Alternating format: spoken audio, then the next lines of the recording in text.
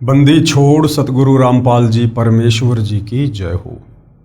परमपिता परमात्मा सारी सृष्टि के रचनहार, कुल मालिक, असंख्य ब्रह्मांडों के स्वामी, जगत गुरु, तीनों लोकों में प्रवेश करके सबका धारण पोषण करने वाले, राजाधिराज, आत्माधार, नाथों के नाथ, देवों के देव, महादेव, सर्वेश्वर, महेश्वर, मृत्युंजय, अजरो अमर, आदि अनादि, सनातनी प्रभु, जगत पिता जगदीश्वर, श्री श्री 1008 की उपाधि के वास्तविक अधिकारी, अकाल मूरत शब्द स्वरूपी राम वासुदेव, सर्वगतम ब्रह्म, परम पूज्य, प्रथम पूज्य, परम संत, परम पुरुष, परम धनी, परम दयालु, सत्य कबीर, हक्का कबीर, अल्लाहु कबीर, अल्लाहु अकबर, बाखबर, अल्लाह ताला, जगत के तारणहार, जगत के मुक्तिदाता, जगत के जगन्नाथ, हारे के सहारे, हिंदुओं के राम, मुसलमानों के अल्लाह, सिखों के वाहिगुरु, ईसाइयों के मसीह, दया के सागर दयानिधि, करुणा के सागर करुणानिधि,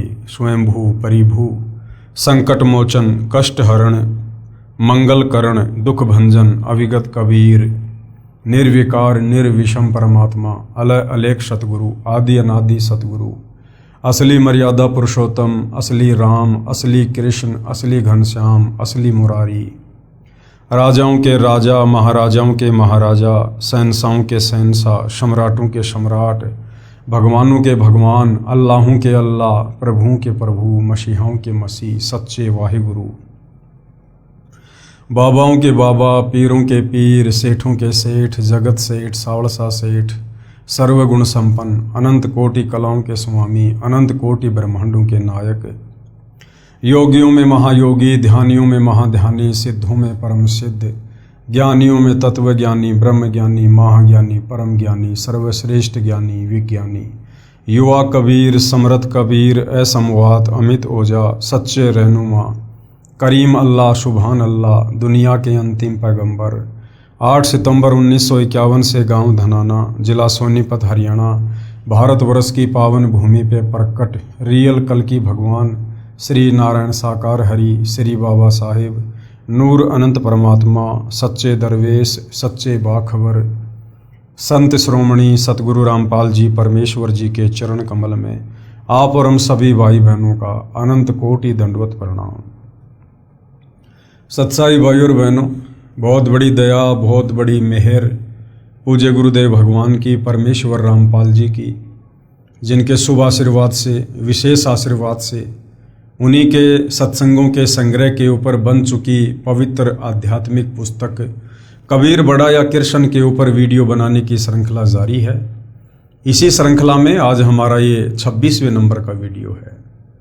इस पवित्र पुस्तक कबीर बड़ा या कृष्ण के प्रत्येक वीडियो से विशेषकर हिंदू समाज से जुड़े भाई बहनों को अध्यात्म के विषय में, भक्ति और भगवान के विषय में बहुत कुछ जानने और समझने को मिल रहा है। भाई और बहनों, वर्तमान में इस पवित्र पुस्तक पर हमारा जो टॉपिक चल रहा है वो है जनता की अदालत। जनता की अदालत में जज खुद जनता को बनाया गया है, क्योंकि जनता शिक्षित है, एजुकेटेड है, अपनी आंखों से अपने ही धर्म ग्रंथों में लिखी हुई सच्चाई को सुनकर, देखकर, पढ़कर भली भांति निर्णय कर सकती है। मुद्दा क्या चल रहा है? कबीर बड़ा या कृष्ण, यानी सुप्रीम गॉड कौन है, सर्वशक्तिमान प्रभु कौन है। हिंदू धर्म के तमाम धर्मगुरु आचार्य शंकराचार्य जो जनता की अदालत में श्री कृष्ण उर्फ विष्णु जी की तरफ से उनके वकील बनकर खड़े हैं, उनका दावा है कि हमारे हिंदू धर्म ग्रंथों में, वेदों में, गीता में, पुराणों में श्री कृष्ण उर्फ विष्णु जी को परम शक्ति कहा गया है। ये अजरो अमर हैं, अविनाशी हैं, इनके कोई माता पिता नहीं हैं और इन्हीं की भक्ति से मुक्ति संभव है। तो दूसरी तरफ कबीर जी के वकील सतगुरु रामपाल जी ने उन्हीं हिंदू धर्म ग्रंथों का, वेदों का, गीता जी का, पुराणों का हवाला देकर जनता की अदालत में प्रत्यक्ष प्रमाण दिखाकर ये साबित कर दिया कि श्री कृष्ण उर्फ विष्णु ये नाशवान भगवान हैं। इनका जन्म होता है, इनकी मृत्यु होती है, इनकी माँ का नाम दुर्गा है, इनके पिता का नाम काल ब्रह्म है और इनकी भक्ति से मुक्ति संभव नहीं है, क्योंकि अभी तक तो श्री कृष्ण उर्फ विष्णु की खुद की मुक्ति नहीं है, तो भला इनकी पूजा करने वालों की मुक्ति कैसे संभव हो जाएगी। अब भाइयों और बहनों, ये तमाम बातें जो जनता की अदालत में सतगुरु रामपाल जी की तरफ से हिंदू धर्म ग्रंथों को दिखा दिखा कर रखी जा रही हैं, उन्हें देखने के बाद जनता की धीरे धीरे आंखें खुलने लगी हैं। जनता विचार करने लगी है कि हमारे धर्म गुरु हमारे ही धर्म ग्रंथों में लिखी सच्चाई हमें नहीं बता पाए। कारण तत्व ज्ञान का अभाव, क्योंकि तत्वदर्शी संत के बिना आप कभी भी अध्यात्म को नहीं समझ सकते। गीता अध्याय 4 श्लोक 34 में गीता ज्ञानदाता खुद अर्जुन को कह रहा है कि अर्जुन, अगर तुझे पूर्ण परमात्मा की भक्ति करनी है, तुझे सदा सदा के लिए जन्म और मृत्यु से अपना पीछा छुड़वाना है, तो किसी तत्वदर्शी संत की शरण में चला जा। वो तत्वदर्शी संत ही तुझे परमात्मा के मार्ग की जानकारी देगा। इससे सिद्ध है कि पवित्र गीता जी में भी वो कंप्लीट ज्ञान नहीं है, क्योंकि गीता खुद आगे का ज्ञान लेने के लिए, पूर्ण ज्ञान लेने के लिए तत्वदर्शी संत की शरण में जाने का आदेश दे रही है। तो हिंदू समाज की धीरे धीरे आंखें खुल रही हैं और जनता की अदालत में जनता अब सतगुरु रामपाल जी से अध्यात्म में रुचि लेते हुए अध्यात्म के विषय में तरह तरह के सवाल कर रही है। जो सवाल उनके दिलो दिमाग में गूंज रहे थे, परंतु जवाब नहीं मिल पा रहा था, अब उन्हें अपने प्रत्येक सवाल का प्रमाणित जवाब मिल रहा है और शास्त्रों से आंखों से देखकर उनको संतुष्टि भी हो रही है।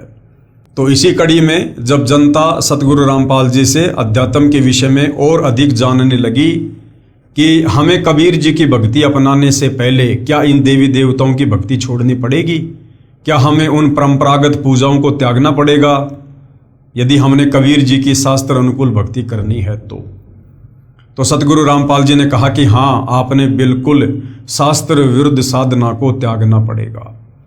और भोली भाली जनता को आदरणीय धर्मदास जी की कथा सुनाकर सतगुरु रामपाल जी अध्यात्म के विषय में बता रहे हैं कि किस प्रकार से 650 साल पहले मथुरा में कबीर परमात्मा एक जिंदा साधु के वेश में आदरणीय धर्मदास जी को मिले, उन्हें गीता जी का यथार्थ ज्ञान समझाया, वेदों के यथार्थ ज्ञान से परिचित कराया और किस प्रकार से धर्मदास जी धीरे धीरे शास्त्र विरुद्ध साधना को त्याग कर शास्त्र अनुकूल साधना करने लगे। तो इसी कड़ी में हम आगे बढ़ते हैं। आदरणीय धर्मदास जी कबीर परमेश्वर जी से, जो कि जिंदा बाबा के रूप में थे, उनसे तरह तरह के सवाल कर रहे हैं और परमात्मा जी उनको जवाब दे रहे हैं। व्रत करना गीता अनुसार कैसा है? परमेश्वर यानी जिंदा साधु के रूप में बोले कि हे धर्मदास, आप एकादशी का व्रत करते हो।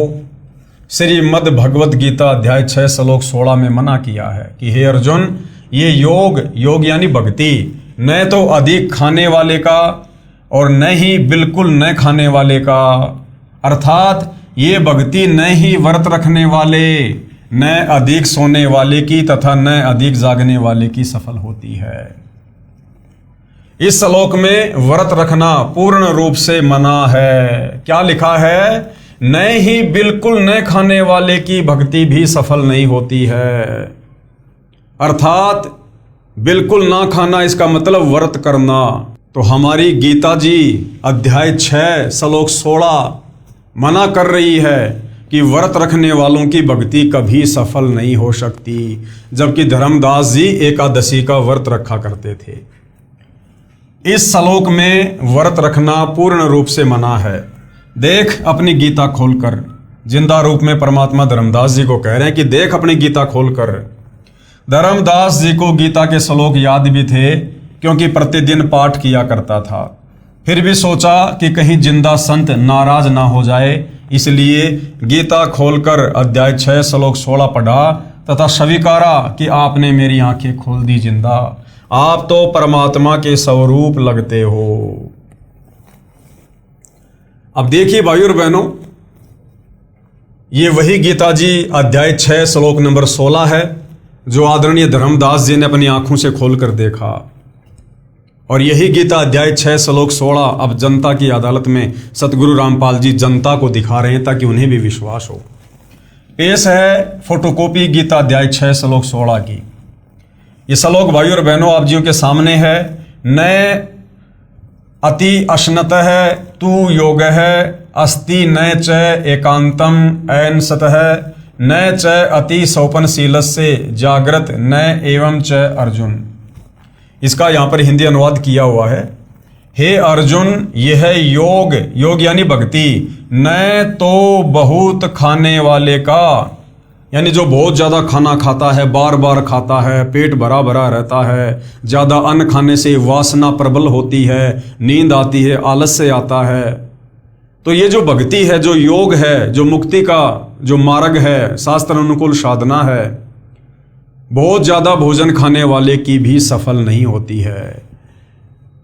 और न बिल्कुल न खाने वाले का, और जो बिल्कुल भोजन नहीं करता यानी जो व्रत करता है, उसकी भी भक्ति सफल नहीं होती। व्रत रखना यानी बिल्कुल भी ना खाना, बिल्कुल भी खाना नहीं खाएंगे तो क्या होगा, हमारा शरीर अंदर से बार बार भोजन की डिमांड करेगा। हमें भक्ति से ज़्यादा हमें भोजन याद आएगा। सत्संग सुनने बैठेंगे, बार बार अंदर से भूख जागृत होगी, तो हम ना सत्संग सुन सकते, ना बैठकर शांति से ध्यान से मंत्र कर सकते, ना अन्य कोई भक्ति कर्म कर सकते, यदि हमारा पेट बिल्कुल खाली रहेगा तो। इसलिए हमने संयम के साथ में ये भक्ति करनी है, बिल्कुल संयमित होके, ना ज़्यादा खाना ना कम खाना, जितनी शरीर की आवश्यकता है उतना खाना। और न बिल्कुल न खाने वाले का तथा न बहुत शयन करने स्वभाव वाले का, और जो बहुत ज़्यादा सोता है उसकी भी कभी भक्ति सफल नहीं हो सकती। और न सदा जागने वाले का ही सिद्ध होता है, और जो हमेशा जाग जाग के भक्ति करता है, सोता ही नहीं है, रातों को जागता रहता है, उसकी भी भक्ति सफल नहीं होती है। ये फोटोकॉपी गीता अध्याय 6 श्लोक 16 की है। गीता प्रेस गोरखपुर से प्रकाशित तथा श्री जय दयाल गोविंदका द्वारा अनुवादित है।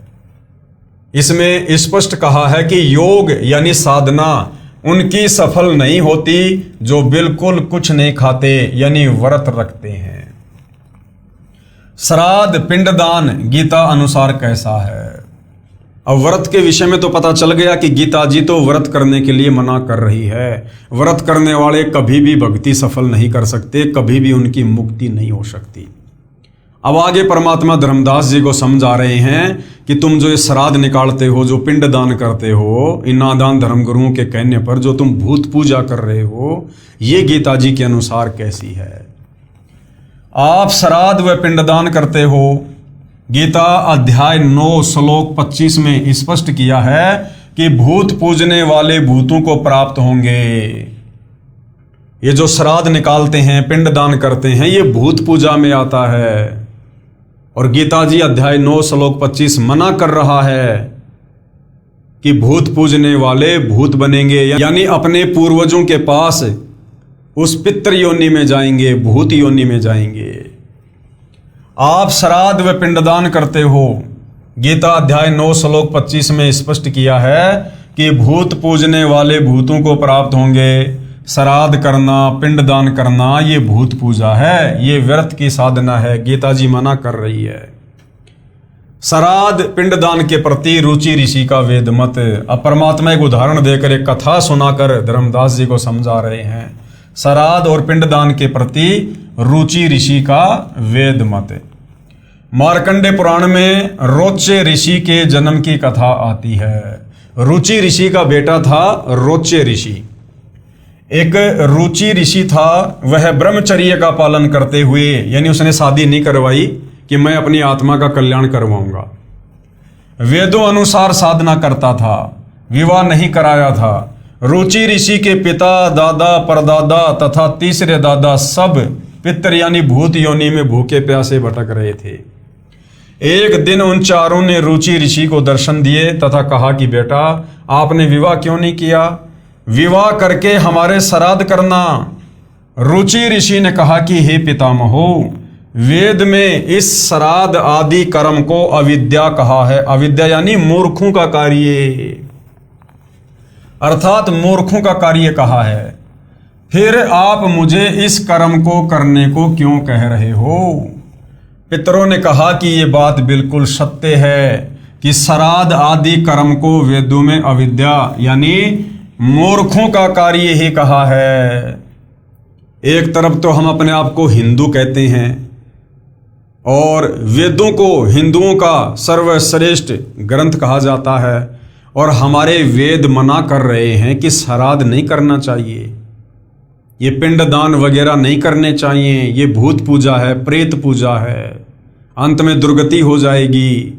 लेकिन हमारे नादान धर्मगुरु तत्व ज्ञान के अभाव में इन वेदों को ना समझकर, सदग्रंथों को ना समझकर हमारे से सदियों से शास्त्र विरुद्ध साधना करवाते रहे और हमारे पूर्वजों को भूत बनाकर छोड़ दिया, पितर बनाकर छोड़ दिया, और हमें भी वर्तमान में वो तमाम भक्ति विरुद्ध कर्म करवाकर, श्राद्ध निकलवाकर, पिंडदान करवाकर अपने पूर्वजों के पास उन भूत योनियों में भेजने की तैयारी कर रहे थे।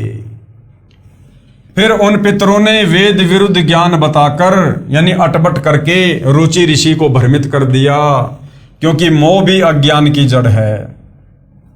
मार्कंडे पुराण के प्रकरण से सिद्ध हुआ कि वेदों में तथा वेदों के ही संक्षिप्त रूप गीता में श्राद्ध, पिंडोतक आदि भूत पूजा के कर्म को निषेध बताया है, नहीं करना चाहिए। यानी गीता जी मना कर रही है तो समझो वेद मना कर रहे हैं, क्योंकि चारों वेदों का संक्षिप्त रूप श्रीमद् भगवत गीता है। तो गीता जी श्राद्ध निकालने के लिए, भूत पूजा के लिए, पिंडदान करने के लिए मना कर रही है। उन मूर्ख ऋषियों ने अपने पुत्र को भी श्राद्ध करने के लिए विवश किया। उसने विवाह कराया, किसने? रुचि ऋषि ने। उससे रोचे ऋषि का जन्म हुआ और बेटा भी पाप का भागी बना लिया, पितर बना दिया।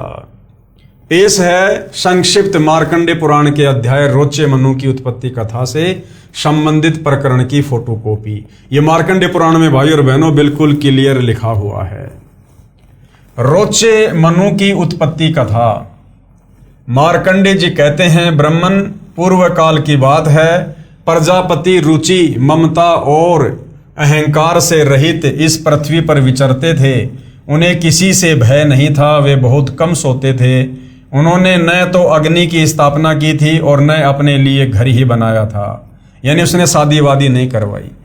वे एक बार भोजन करते और बिना आश्रम के ही रहते थे। उन्हें सब प्रकार की आसक्तियों से रहित एवं मनोवृत्ति से रहते देख उनके पितरों ने उनसे कहा। पितर बोले, बेटा, विवाह स्वर्ग और अपवर्ग का हेतु होने के कारण एक पुण्यमय कार्य है, उसे तुमने क्यों नहीं किया? गृहस्थ पुरुष समस्त देवताओं, पितरों, ऋषियों और अतिथियों की पूजा करके पुण्यमय लोगों को प्राप्त करता है। वो पितर रुचि ऋषि को भ्रमित कर रहे हैं कि शादी करवा कर उसके बाद तू ये श्राद्ध वगैरह निकाल, पिंडदान वगैरह कर, इससे तुझे उत्तम लोकों में जगह मिलेगी। तो ये सारे कर्म तो उसके दादा परदादा वो भी किया करते थे, फिर उनको भूत योनियों क्यों मिल गई? उन्हें वो अच्छे लोग क्यों नहीं मिले? अर्थात वो भूत योनि में थे और वो भूख प्यास से बेहाल थे, और उन्होंने किसी भी प्रकार से रुचि ऋषि को बहलाकर, फुसलाकर, डराकर, लोभ लालच देकर, शादी करवाकर, उसके कर्म फुड़वाकर श्राद्ध निकलवाने थे, जिससे उन पितरों को थोड़ी बहुत राहत प्राप्त हो। तो क्या बोले वो पुत्र? गृहस्थ पुरुष यानी शादीशुदा व्यक्ति समस्त देवताओं, पितरों, ऋषियों और अतिथियों की पूजा करके पुण्यमय लोगों को प्राप्त करता है। वह स्वाहा के उच्चारण से देवताओं को, सवधा के उच्चारण से, शब्द से पितरों को तथा अन्नदान आदि से भूत आदि प्राणियों एवं अतिथियों को उनका भाग समर्पित करता है। बेटा, हम ऐसा मानते हैं कि गृहस्थ आश्रम को स्वीकार न करने पर तुम्हें इस जीवन में कलेश पर कलेश उठाना पड़ेगा। वो कोई कलेश नहीं उठा रहा था, आराम से अपनी भक्ति कर रहा था, कोई टेंशन नहीं थी। अब शादी करवा कर उसके जीवन में कलेश पैदा कर दिया इन पितरों ने, तथा मृत्यु के बाद और दूसरे जन्म में भी कलेश ही भोगने पड़ेंगे। रुचि ने कहा, पितरगण, परिग्रह मात्र ही अत्यंत दुख एवं पाप का कारण होता है।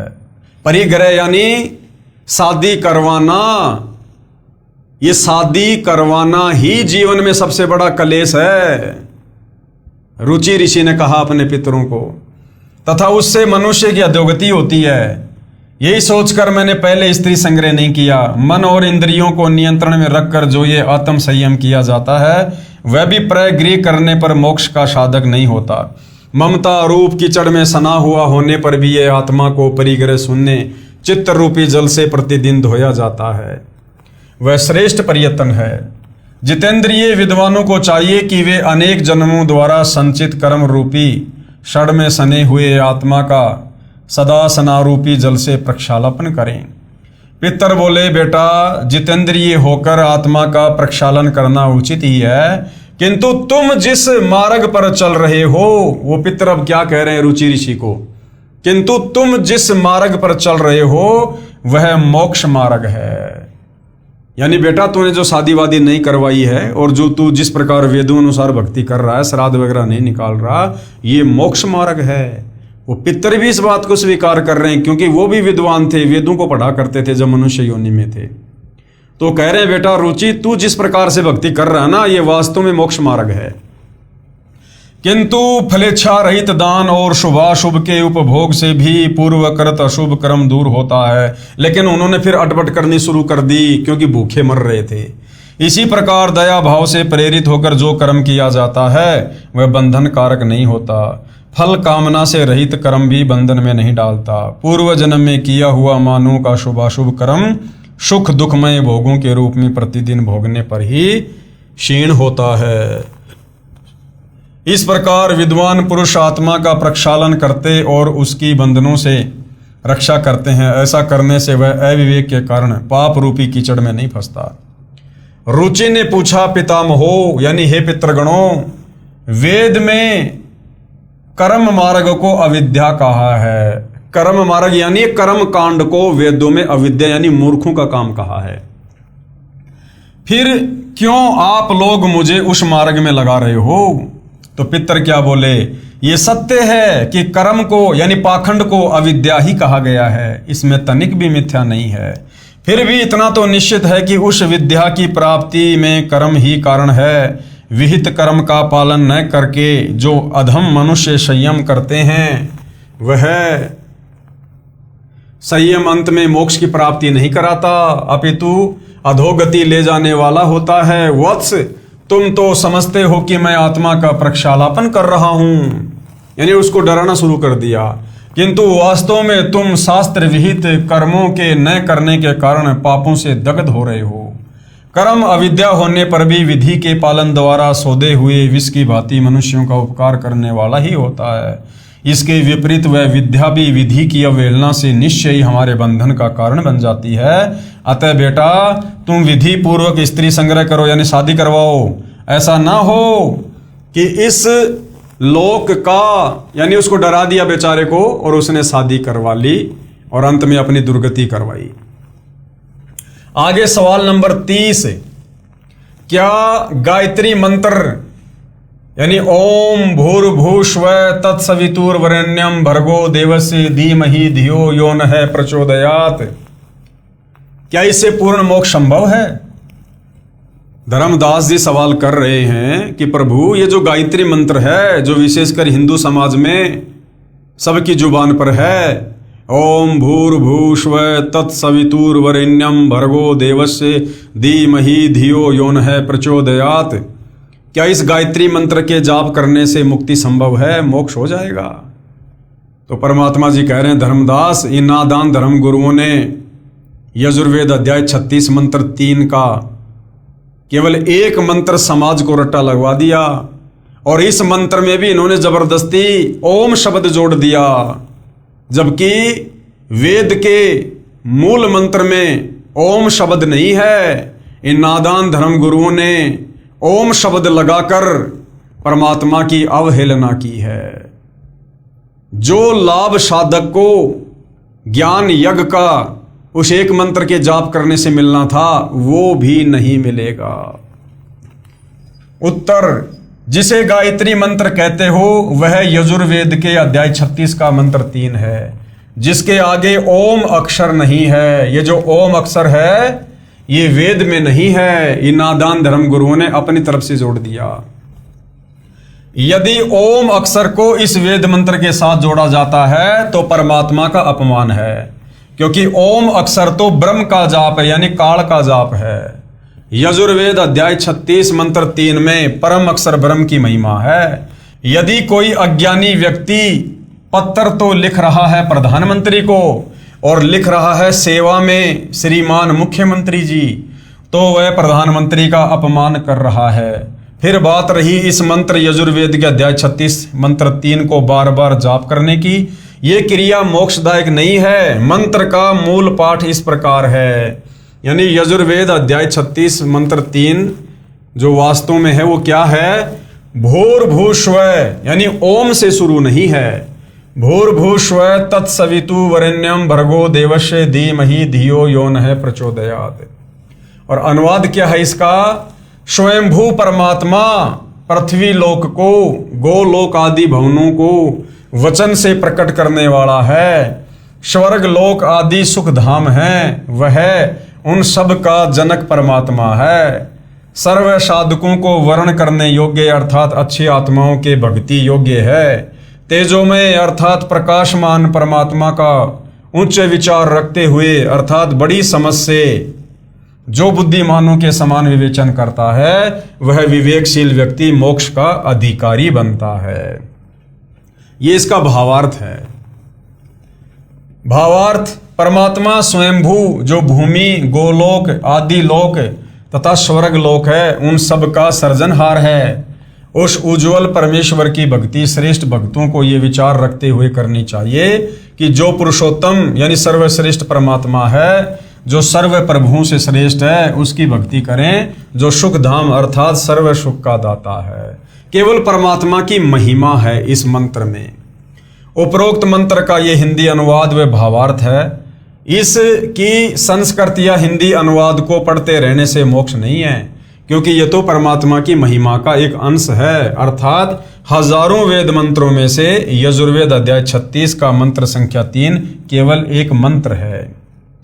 यदि कोई चारों वेदों को भी पढ़ता रहे तो भी मोक्ष नहीं है। मोक्ष होगा वेदों में वर्णित ज्ञान के अनुसार भक्ति क्रिया करने से। उदाहरण, बिजली की महिमा है कि बिजली अंधेरे को उजाले में बदल देती है। बिजली ट्यूबवेल चलाती है जिससे फसल की सिंचाई होती है। बिजली आटा पीसती है, आदि आदि बहुत से गुण बिजली के लिखे हैं। यदि कोई व्यक्ति प्रतिदिन बिजली के गुणों का पाठ करता रहे तो उसे बिजली का लाभ प्राप्त नहीं होगा। लाभ प्राप्त होगा बिजली का कनेक्शन लेने से।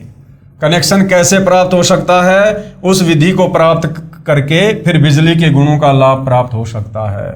केवल बिजली की महिमा को गाने मात्र से नहीं, इसी प्रकार वेद मंत्रों में अर्थात श्रीमद् भगवत गीता जो चारों वेदों का सार है, उसमें मोक्ष प्राप्ति के लिए जो ज्ञान कहा है, उसके अनुसार आचरण करने से मोक्ष लाभ अर्थात परमेश्वर प्राप्ति होती है। आगे धर्मदास जी ने फिर परमात्मा जी से प्रश्न किया। प्रश्न धर्मदास जी का, हे जिंदा, मुझे तो ये भी ज्ञान नहीं है कि गीता में मोक्ष प्राप्ति का ज्ञान कौन सा है। मैंने गीता को पढ़ा है परंतु समझा नहीं। हमारे धर्म गुरुओं ने जो भक्ति बताई उसे श्रद्धा से करते आ रहे हैं। वर्षों से चला आ रहा भक्ति का शास्त्र विरुद्ध प्रचलन सर्व भक्तों को सत्य लग रहा है। क्या गीता में लिखी भक्ति विधि पर्याप्त है? तो परमेश्वर जी ने क्या जवाब दिया? उत्तर जिंदा बाबा का, गीता में केवल ब्रह्म स्तर की भक्ति विधि लिखी है, यानी केवल इस काल ब्रह्म ज्योति निरंजन तक की भक्ति है। पूर्ण मोक्ष के लिए परम अक्षर ब्रह्म की भक्ति करनी होगी। गीता में पूर्ण विधि नहीं है, केवल संकेत है। जैसे गीता अध्याय 17 श्लोक 23 में कहा है कि सच्चिदानंद घन ब्रह्म अर्थात परम अक्षर ब्रह्म की प्राप्ति के लिए ओम तत् सत इस मंत्र का निर्देश है। इसके सुमरण की विधि 3 प्रकार से है। इस मंत्र में ओम तो क्षर पुरुष अर्थात इस ब्रह्म का मंत्र तो स्पष्ट है, परंतु परब्रह्म अक्षर पुरुष का मंत्र तत् है, यानी सांकेतिक है, जो सांकेतिक है। उपदेशी को तत्वदर्शी संत बताएगा। यानी वर्तमान में सतगुरु रामपाल जी बताते हैं जो भगत सतनाम प्राप्त करता है। और तीसरा जो सत है ओम तत् सत में, ये मंत्र पूर्ण ब्रह्म यानी परम अक्षर ब्रह्म का है, ये भी सांकेतिक है। इसको भी तत्वदर्शी संत उपदेशी को बताता है। तत्वदर्शी संत के पास पूर्ण मोक्ष मार्ग होता है जो ना वेदों में है, ना गीता में, तथा ना पुराणों या अन्य उपनिषदों में। तत्व ज्ञान की सत्यता को प्रमाणित करने के लिए गीता तथा वेद सहयोगी हैं। जो भक्ति विधि वेद गीता में है वही तत्व ज्ञान में भी है। सूक्ष्म वेद अर्थात तत्व ज्ञान में वेदों तथा गीता वाली भक्ति विधि तो है ही, इससे भिन्न पूर्ण मोक्ष वाली साधना भी है। उदाहरण के लिए 10वीं कक्षा का पाठ्यक्रम गलत नहीं है परंतु अधूरा है। बीए एमए वाले पाठ्यक्रम में 10वीं वाला ज्ञान भी होता है, उससे आगे का भी होता है। यही दशा वेदों गीता तथा सूक्ष्म वेद के ज्ञान में अंतर की समझो। फिर धर्मदास जी ने आगे और प्रश्न किया, प्रश्न नंबर 32, गीता तथा वेदों में ये कहाँ प्रमाण है कि पूर्ण मोक्ष मार्ग तत्वदर्शी संत के पास ही होता है? वेदों व गीता में नहीं है। हे प्रभु जिंदा मेरी शंका का समाधान कीजिए। आपका ज्ञान हृदय को छूता है, सत्य भी है, परंतु विश्वास तो प्रत्यक्ष प्रमाण देखकर ही होता है। तो परमेश्वर जी ने उत्तर दिया, गीता अध्याय 4 श्लोक 25 से 30 में गीता ज्ञानदाता ने बताया है कि हे अर्जुन, सभी भगत अपनी साधना व भक्ति को पाप नाश करने वाली अर्थात मोक्षदायक जानकर ही करते हैं। यदि उनको ये निश्चय न हो कि तुम जो भक्ति कर रहे हो ये शास्त्र अनुकूल नहीं है तो वे साधना ही छोड़ देते। जैसे कई साधक देवताओं की पूजा रूपी यज्ञ अर्थात धार्मिक अनुष्ठान करके ही पूजा मानते हैं, अन्य ब्रह्म यानी काल तक की पूजा करते हैं, कई केवल अग्नि में घी आदि डालकर अनुष्ठान करते हैं जिसको हवन कहते हैं। गीता अध्याय 4 श्लोक 25, ये देखिएगा, गीता अध्याय 4 श्लोक नंबर 25। दूसरे योगीजन देवताओं के पूजन रूप यज्ञ का ही भली भांति अनुष्ठान किया करते हैं और अन्य योगीजन यानी अन्य जो भगत हैं वो परब्रह्म परमात्मा रूप अग्नि में अभेद दर्शन रूप यज्ञ के द्वारा ही आत्म रूप यज्ञ का हवन किया करते हैं। अन्य योगीजन अर्थात भगतजन आंख कान मुंह बंद करके क्रियाएं करते हैं, उसी में अपना मानव जीवन हवन अर्थात समाप्त कर देते हैं। गीता अध्याय 4 श्लोक 26 का ये भावार्थ है, देखिए। अन्य योगीजन श्रोत्र आदि समस्त इंद्रियों को संयम रूप अग्नियों में हवन किया करते हैं और दूसरे योगी लोग यानी भगत लोग शब्द आदि समस्त विषयों को इंद्रिय रूप अग्नियों में हवन किया करते हैं। अन्य योगीजन अर्थात भगतजन श्वासों को आना जाना ध्यान से देखकर भक्ति साधना करते हैं जिससे वे आत्म संयम साधना रूपी अग्नि में अपना जीवन हवन अर्थात मानव जीवन पूरा करते हैं, जिसे ज्ञान दीप मानते हैं अर्थात अपनी साधना को श्रेष्ठ मानते हैं। दूसरे योगीजन इंद्रियों की संपूर्ण क्रियाओं और प्राणों की समस्त क्रियाओं को आत्म संयम योग रूप अग्नि में हवन किया करते हैं। यानी सब लोग तत्व ज्ञान के अभाव से अपनी मनमुखी साधना कर रहे हैं। कुछ अन्य साधक द्रव्य अर्थात धन से होने वाले यज्ञ अर्थात धार्मिक अनुष्ठान करते हैं, जैसे भोजन भंडारा करना, कंबल कपड़े बांटना, धर्मशाला प्याऊ बनवाना, ये यज्ञ करते हैं। कुछ तपस्या करते हैं, कुछ योगासन करते हैं, इसी को परमात्मा प्राप्ति की साधना मानते हैं।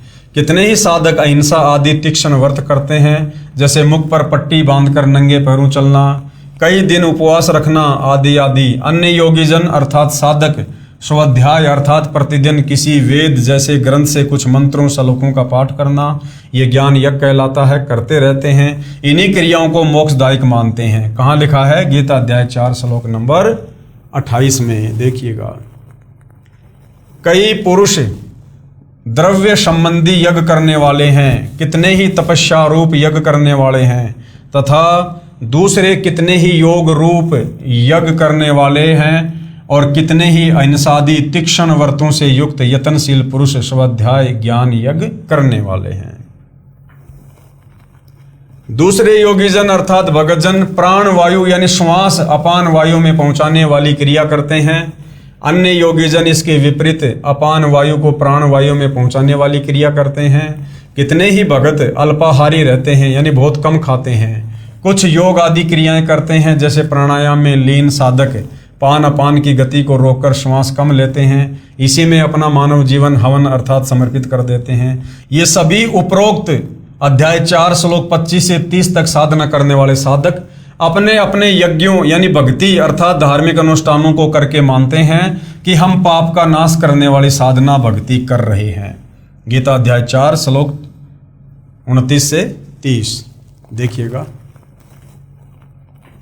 दूसरे कितने ही योगीजन अपान वायु में प्राण वायु को हवन करते हैं, वैसे ही अन्य योगीजन प्राण वायु में अपान वायु को हवन करते हैं, तथा अन्य कितने ही नियमित आहार करने वाले प्राणायाम प्रायण पुरुष प्राण और अपान की गति को रोककर प्राणों को प्राण भागों में ही हवन किया करते हैं। ये सभी साधक यज्ञों द्वारा पापों का नाश कर देने वाले और यज्ञों को जानने वाले हैं। यदि साधक की साधना शास्त्र अनुकूल हो तो हे कुरुश्रेष्ठ अर्जुन, इस यज्ञ से बचे हुए अमृत भोग को खाने वाले साधक सनातन ब्रह्म अर्थात परम अक्षर ब्रह्म को प्राप्त होते हैं। और यज्ञ अर्थात शास्त्र अनुकूल साधना न करने वाले पुरुष के लिए तो यह पृथ्वी लोक भी सुखदायक नहीं होता, फिर परलोक कैसे सुखदायक हो सकता है। अर्थात उस शास्त्र विरुद्ध भगत को कोई लाभ नहीं होता। यही प्रमाण गीता अध्याय 16 श्लोक 23-24 में भी है।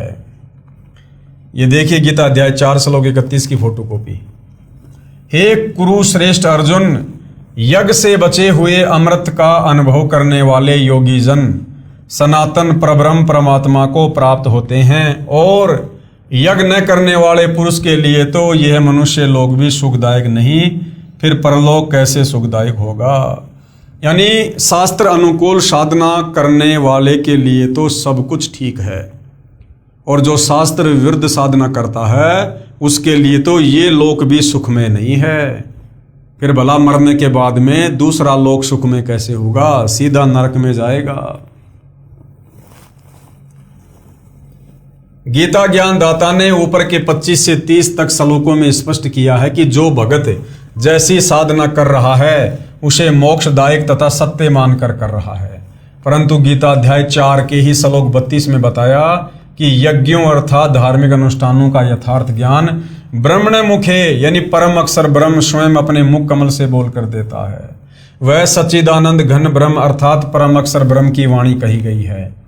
उसे तत्व ज्ञान भी कहते हैं, उसी को 5वां वेद सूक्ष्म वेद भी कहते हैं। उस तत्व ज्ञान में भक्ति विधि विस्तार के साथ बताई गई है।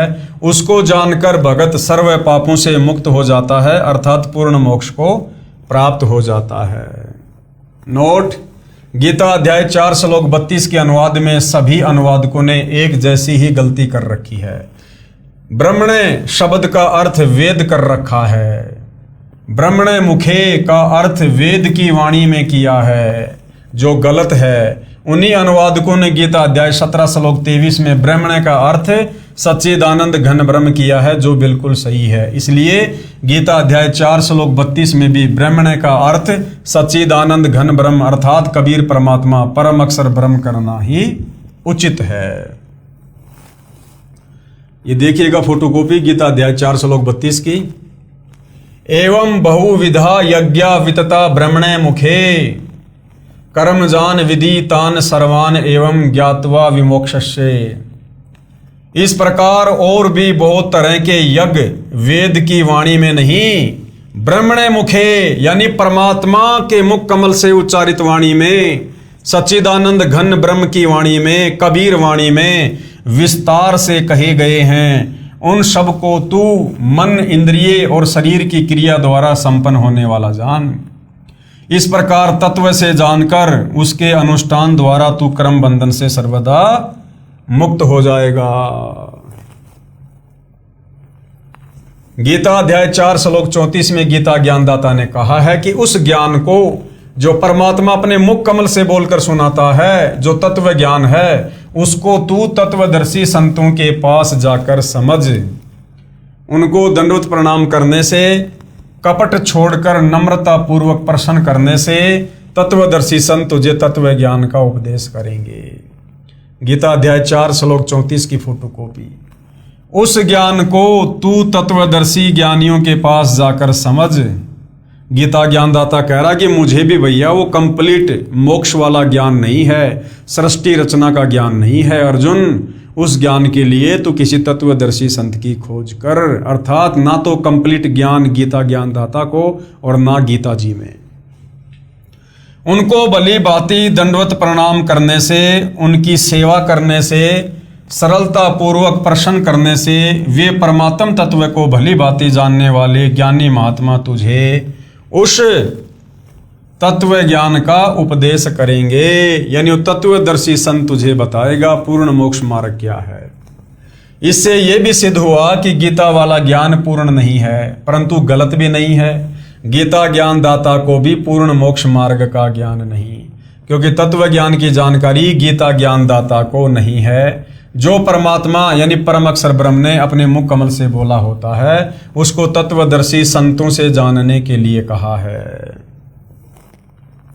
यही प्रमाण यजुर्वेद अध्याय 40 मंत्र 10 में भी है। कहा है कि परम अक्षर ब्रह्म को कोई तो समवात अर्थात रामकृष्ण की तरह उत्पन्न होने वाला साकार कहते हैं, कोई असमवात अर्थात परमात्मा उत्पन्न नहीं होता, वह निराकार है।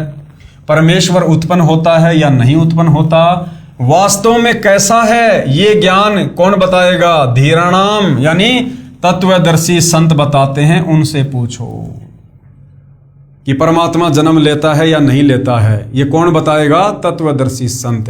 अब भाई परमात्मा जन्म लेता है या नहीं लेता है, ये परमात्मा के अलावा दूसरा कौन बता सकता है? तो तत्वदर्शी संत की भूमिका निभाने के लिए खुद परमात्मा ही आते हैं। प्रश्न नंबर 33 धर्मदास जी का सवाल है, प्रभु हे जिंदा, तत्वदर्शी संत की क्या पहचान है तथा प्रमाणित सदग्रंथों में कहां प्रमाण है? आपका ज्ञान आत्मा के आर पार हो रहा है। गीता का शब्दा शब्द यथार्थ भावार्थ आप जी के मुख कमल से सुनकर युगों की प्यासी आत्मा कुछ तृप्त हो रही है, गदगद हो रही है। तो कबीर परमेश्वर जो जिंदा बाबा के रूप में थे, उन्होंने तत्वदर्शी संत की क्या पहचान बताई और कहाँ लिखी हुई है? उत्तर जिंदा परमेश्वर जी का। परमेश्वर ने बताया कि पहले तो लक्षण सुन तत्वदर्शी संत अर्थात पूर्ण ज्ञानी सतगुरु के। सतगुरु के लक्षण 4 बखाना।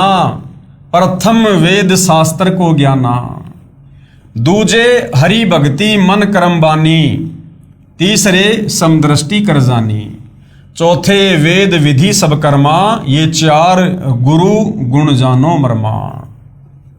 कबीर सागर के अध्याय जीव धर्म बोध के पेज नंबर 1960 पर ये अमृतवाणियां अंकित है। भावार्थ क्या है? जो तत्वदर्शी संत यानी पूर्ण सतगुरु होगा उसमें 4 मुख्य गुण होते हैं। नंबर 1, वह वेदों तथा अन्य सभी ग्रंथों का पूर्ण ज्ञानी होगा। तो वर्तमान में इस धरती पर सतगुरु रामपाल जी के अलावा ना तो कोई तत्वदर्शी संत है, ना कोई इस विश्व के सभी सदग्रंथों का ज्ञाता है। तो पहला लक्षण भी वर्तमान में सतगुरु रामपाल जी पर ही फिट होता है। दूसरा लक्षण, दूसरे वह परमात्मा की भक्ति मन कर्म वचन से स्वयं करता है, केवल वक्ता वक्ता नहीं होता, उसकी करनी और कथनी में अंतर नहीं होता। तो भाई सन 1994 से लेकर और 10 अप्रैल 2026 तक सतगुरु रामपाल जी ने जो भी वचन फरमाए हैं, आप उनको मिलान करके देख सकते हो। आपको उनकी करनी और कथनी में कोई अंतर नहीं मिलेगा। तो दूसरा लक्षण भी सतगुरु रामपाल जी पर ही सेट होता है। 3, वह सर्व अनुयायियों को समान दृष्टि से देखता है, ऊंच नीच का भेद नहीं करता।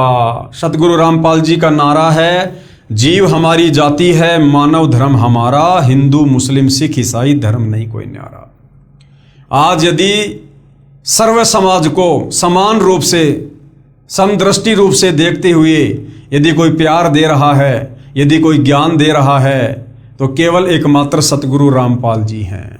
तो तीसरा लक्षण भी सतगुरु रामपाल जी पर ही सेट होता है।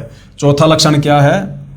चौथे, वह सर्व भक्ति कर्म वेदों के अनुसार करता तथा करवाता है।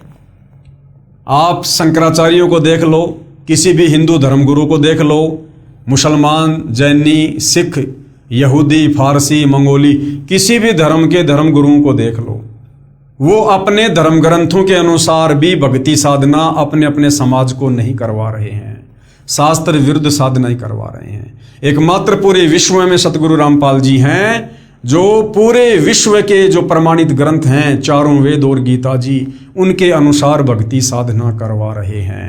तो ये चारों लक्षण वर्तमान में सतगुरु रामपाल जी पर फिट होते हैं और ये चारों लक्षण तत्वदर्शी संत के हैं और तत्वदर्शी संत की भूमिका खुद कबीर परमात्मा यानी परम अक्षर ब्रह्म ही करता है।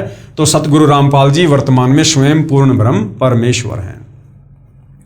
चौथा, वह सर्व भक्ति कर्म वेदों के अनुसार करता तथा करवाता है, अर्थात शास्त्र अनुकूल भक्ति साधना करता तथा कराता है। ये ऊपर का प्रमाण तो सूक्ष्म वेद में है जो परमेश्वर ने अपने मुख कमल से बोला है यानी कबीर सागर में। अब आप जी को श्रीमद् भगवत गीता में प्रमाण दिखाते हैं कि तत्वदर्शी संत की क्या पहचान बताई है। श्रीमद् भगवत गीता अध्याय 15 श्लोक 1 में स्पष्ट है, ऊर्ध्व मूलम अधः शाखम अश्वत्थम प्राहु अव्यम छंदासी यस्य पर्णानि ये तम वेद स वेदविद। क्या अनुवाद किया है? ऊपर को मूल यानी जड़ वाला और नीचे को तीनों गुण रूपी शाखा वाला उल्टा लटका हुआ संसार रूपी पीपल का वृक्ष जानो। इसे अविनाशी कहते हैं क्योंकि उत्पत्ति प्रलय चक्र सदा चलता रहता है, जिस कारण से इसे अविनाशी कहा है। इस संसार रूपी वृक्ष के पत्ते आदि छंद हैं अर्थात भाग हैं। ये तम वेद जो इस संसार रूपी वृक्ष के सर्वे भागों को तत्व से जानता है वह वेद के तात्पर्य को जानने वाला है, अर्थात वह तत्वदर्शी संत है। जैसा कि गीता अध्याय 4 श्लोक 32 में कहा है कि परम अक्षर ब्रह्म स्वयं पृथ्वी पर प्रकट होकर अपने मुख कमल से तत्व ज्ञान विस्तार से बोलते हैं। परम अक्षर ब्रह्म खुद ही तत्वदर्शी संत का रूप बनाकर धरती पर प्रकट होकर अपना तत्व ज्ञान बताते हैं। परमेश्वर ने अपनी वाणी में अर्थात तत्व ज्ञान में बताया है, कबीर अक्षर पुरुष एक पेड़ है, क्षर पुरुष यानी निरंजन वा की डार और तीनों देवा यानी ब्रह्मा विष्णु महेश शाखा हैं और पात रूप संसार। जमीन से बाहर जो वृक्ष का हिस्सा है उसे तना कहते हैं। तना तो जानो अक्षर पुरुष है, सातसंग ब्रह्मांड का स्वामी। तने से कई मोटी डार निकलती हैं, उनमें से एक मोटी डार जानो क्षर पुरुष यानी काल ब्रह्म।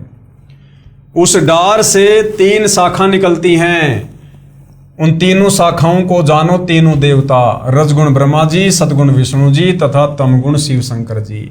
और इन शाखाओं को जो पत्ते लगते हैं उन पत्तों को जानो संसार। गीता अध्याय 15 श्लोक 1 से 4 में सांकेतिक विवरण है, तत्व ज्ञान में विस्तार से कहा गया है। पहले गीता ज्ञान के आधार से ही जानते हैं। गीता अध्याय 15 श्लोक 2 में कहते हैं कि संसार रूपी वृक्ष की तीनों गुण यानी रजगुण ब्रह्मा जी, सतगुण विष्णु, तमगुण शंकर जी रूपी शाखाएं हैं।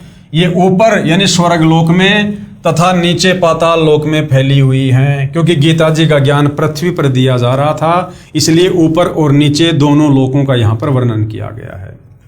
नोट, रजगुण ब्रह्मा, सतगुण विष्णु तथा तमगुण शंकर हैं। देखिए प्रश्न नंबर 7 में, यानी पहले बता दिया गया है मार्कंडेय पुराण को दिखाकर कि रजगुण ब्रह्मा है, सतगुण विष्णु है और तमगुण शंकर है। यानी रज सत तम ये जो 3 गुण हैं ये तीनों देवता हैं, ब्रह्मा विष्णु महेश। तीनों शाखाएं ऊपर नीचे फैली हैं, यानी तीनों लोकों में, स्वर्ग लोक में, पृथ्वी लोक पर, पाताल लोक में। इसका तात्पर्य है कि गीता का ज्ञान पृथ्वी लोक पर बोला जा रहा था। तीनों देवता की सत्ता 3 लोकों में है, पृथ्वी लोक पर, स्वर्ग लोक तथा पाताल लोक। ये तीनों एक एक विभाग के मंत्री हैं। कौन? ये ब्रह्मा विष्णु महेश एक एक विभाग के मंत्री हैं। कौन कौन सा विभाग है इनके पास में? रजगुण विभाग के श्री ब्रह्मा जी, सतगुण विभाग के श्री विष्णु जी तथा तमगुण विभाग के श्री शिव जी। गीता अध्याय 15 श्लोक 3 में कहा है कि हे अर्जुन, इस संसार रूपी वृक्ष का स्वरूप जैसे यहाँ विचार काल में अर्थात तेरे और मेरे गीता जी के ज्ञान की चर्चा में नहीं पाया जाता, अर्थात मैं नहीं बता पाऊंगा, क्योंकि इसके आदि और अंत का मुझे अच्छी तरह ज्ञान नहीं है। गीता ज्ञान दाता हाथ खड़े कर रहा है कि अर्जुन, मैं तुझे संसार रूपी वृक्ष के पूरे विस्तार को भली भांति नहीं समझा पाऊंगा, यानी पूरी सृष्टि रचना का ज्ञान मैं तुझे नहीं बता पाऊंगा, क्योंकि ये मेरी नॉलेज में नहीं है। इसलिए इस अति दृढ़ मूल वाले अर्थात जिस संसार रूपी वृक्ष की मूल है वह परमात्मा भी अविनाशी है, तथा उनका स्थान सतलोक, अलखलोक, अगमलोक तथा अकैलोक, ये चार ऊपर के लोग भी अविनाशी हैं। इन चारों में एक ही परमात्मा भिन्न भिन्न रूप बनाकर सिंहासन पर विराजमान है।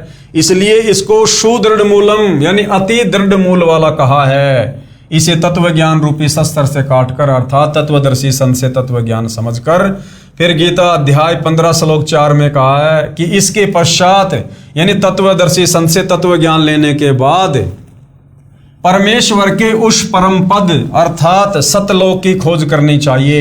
यानी सतलोक जाने वाली भक्ति को फिर नियम मर्यादा में रह के दृढ़ता से करना चाहिए। जहां जाने के पश्चात साधक फिर लौटकर संसार में कभी नहीं आते। जिस परमेश्वर से संसार रूपी वृक्ष की प्रवृत्ति विस्तार को प्राप्त हुई है अर्थात जिस परमेश्वर ने सर्व संसार की रचना की है उसी परमेश्वर की भक्ति को पहले तत्वदर्शी संत से समझो। गीता ज्ञानदाता अपनी भक्ति को भी मना कर रहा है। गीता अध्याय 15 श्लोक 16-17 में 3 प्रभु बताए हैं। श्लोक 16 में तो 2 पुरुष कहे हैं, एक तो क्षर पुरुष यानी गीता ज्ञानदाता काल ब्रह्म, दूसरा अक्षर पुरुष ये सातसंग ब्रह्मांड का स्वामी है, और ये दोनों ही नाशवान हैं, यानी इन दोनों का जन्म और मृत्यु होता है, इनके लोक भी नाशवान है। श्लोक 17 में तीसरा यानी परम अक्षर पुरुष है जो संसार रूपी वृक्ष का मूल यानी जड़ है, वह वास्तव में अविनाशी है। जड़ यानी मूल से ही पेड़ के सर्व भागों तना, डार, शाखाओं तथा पत्तों को आहार प्राप्त होता है। यानी तीनों लोकों में प्रवेश करके सबका धारण पोषण वो परम अक्षर ब्रह्म कबीर परमात्मा करता है। वह परम अक्षर ब्रह्म पुरुष ही तीनों लोकों में प्रवेश करके सबका धारण पोषण करता है। उसी मूल मालिक की पूजा करनी चाहिए। गीता जी क्या कह रही है, गीता ज्ञानदाता का क्या कह रहा है कि उसी मूल मालिक परम अक्षर ब्रह्म सत्य पुरुष कबीर देव की पूजा करनी चाहिए, ना कि ब्रह्मा विष्णु महेश की, काल की, दुर्गा की, इनकी नहीं। इस विवरण में तत्वदर्शी संत की पहचान तथा गीता ज्ञानदाता की अल्पज्ञता अर्थात तत्व ज्ञानहीनता स्पष्ट दिखाई दे रही है।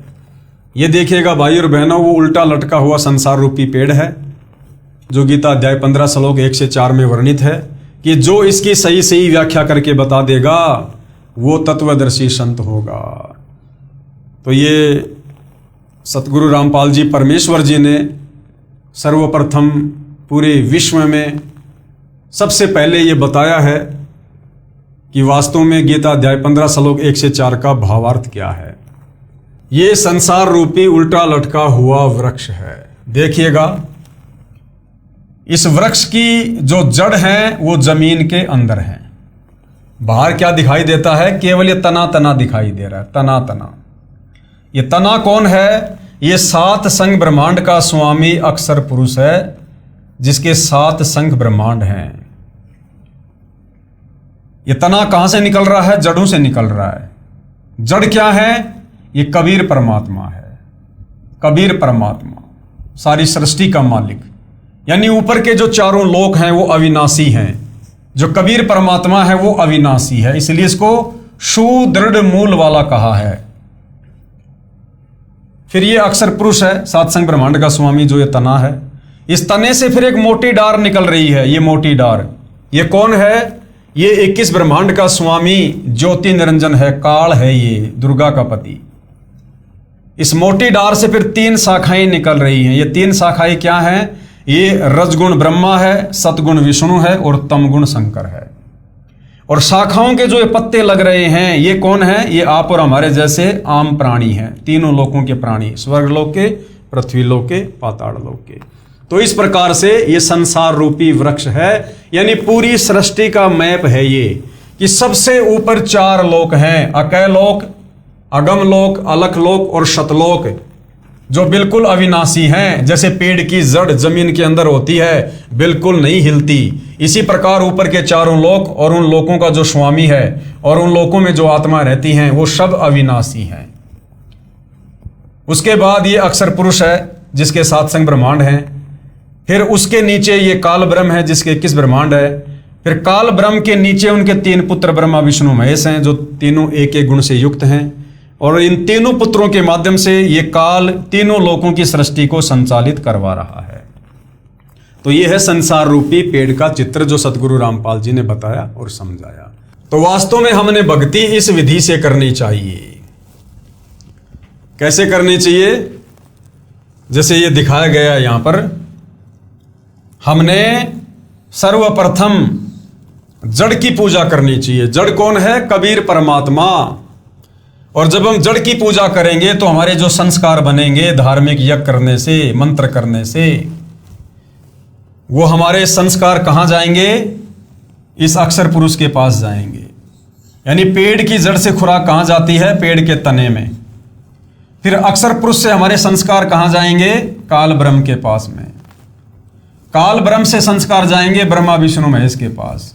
और ये ब्रह्मा विष्णु महेश फिर ना चाहते हुए भी हमारे को सर्व लाभ देंगे। तो उत्तम विधि तो भक्ति की ये है।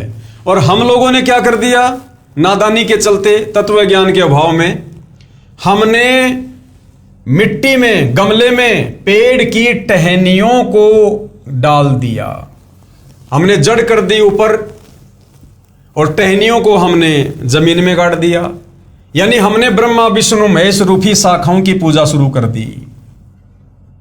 अब यदि कोई नादान व्यक्ति कहीं से कोई पौधा लाकर उसकी जड़ ऊपर करके और टहनियों को गमले में लगाएगा तो क्या पेड़ कभी फलेगा? कभी नहीं फलेगा, वो नष्ट हो जाएगा। तो हम नादानों ने तत्व ज्ञान के अभाव में, हमारे नादान धर्मगुरुओं के कहने पर ब्रह्मा विष्णु महेश को पूर्ण परमात्मा मानकर भक्ति करनी शुरू कर दी, जिससे हमें भक्ति का कोई लाभ किसी प्रकार का नहीं हुआ। अब सतगुरु रामपाल जी ने आकर हमें बताया कि नादानों, अपनी भक्ति विधि को ठीक करो, सुधारो, विधि से चलो। और उन्होंने हमें शास्त्र अनुकूल साधना दी है। कबीर परमेश्वर की भक्ति शुरू करवाई है, यानी जड़ की भक्ति करनी शुरू करवाई है। भक्ति रूपी पौधे की जड़ को नीचे करके फिर उसमें सिंचाई करवाना शुरू किया है, जिससे जो खुराक है वो जड़ों से तने में जाएगी, तने से डार में, डार से शाखाओं में, और फिर ये शाखा रूपी ब्रह्मा विष्णु महेश हमें हर प्रकार का आध्यात्मिक लाभ देंगे। तो ये जो उल्टे लटके हुए संसार रूपी वृक्ष की व्याख्या है, जिसका वर्णन गीता अध्याय 15 श्लोक 1 से 4 में है, ये विश्व में पहली बार सतगुरु रामपाल जी ने ही बताया है। अर्थात सतगुरु रामपाल जी पूर्ण तत्वदर्शी संत हैं। जिंदा बाबा का दूसरी बार अंतर्ध्यान होना। अब कबीर परमात्मा धर्मदास जी के सामने अचानक अंतर्ध्यान क्यों हुए? क्योंकि धर्मदास जी उस पुराने अज्ञान के चलते, जो अज्ञानी धर्मगुरुओं ने ब्रह्मा विष्णु महेश को ही पूर्ण परमात्मा बताकर उसकी रग रग में वो अज्ञान डाल रखा था। काल प्रेरणा से वो अज्ञान भी बीच बीच में अंगड़ाई ले रहा था। और जब धर्मदास कबीर परमेश्वर के ज्ञान को काटकर ब्रह्मा विष्णु महेश की वकालत करता, तो उस समय फिर परमात्मा समझ जाते कि भैया अब इसके घट में काल आके बैठ गया है, अब ये मेरी बात नहीं सुनेगा। तो परमात्मा फिर दूसरी बार धर्मदास जी की आंखों के सामने से अंतर्ध्यान हो गए। अब धर्मदास बड़ा व्याकुल हो गया। पहले वाली साधना करने का मन नहीं कर रहा, क्योंकि वो शास्त्र विरुद्ध, आगे की साधना भी मिली नहीं। धर्मदास बेचैन हो जाता है। और किस प्रकार फिर तीसरी बार उसे कबीर परमात्मा मिलते हैं, और जब तीसरी बार मिलते हैं तो आगे का क्या ज्ञान देते हैं, वो भाई और बहनों हम अगले एपिसोड में जानेंगे। तब तक भाई और बहनों, पूज्य गुरुदेव भगवान हम सबको आज्ञा दें, आशीर्वाद दें, सद्बुद्धि दें, हमारा मार्गदर्शन करें। बंदी छोड़ सतगुरु रामपाल जी परमेश्वर जी की जय हो।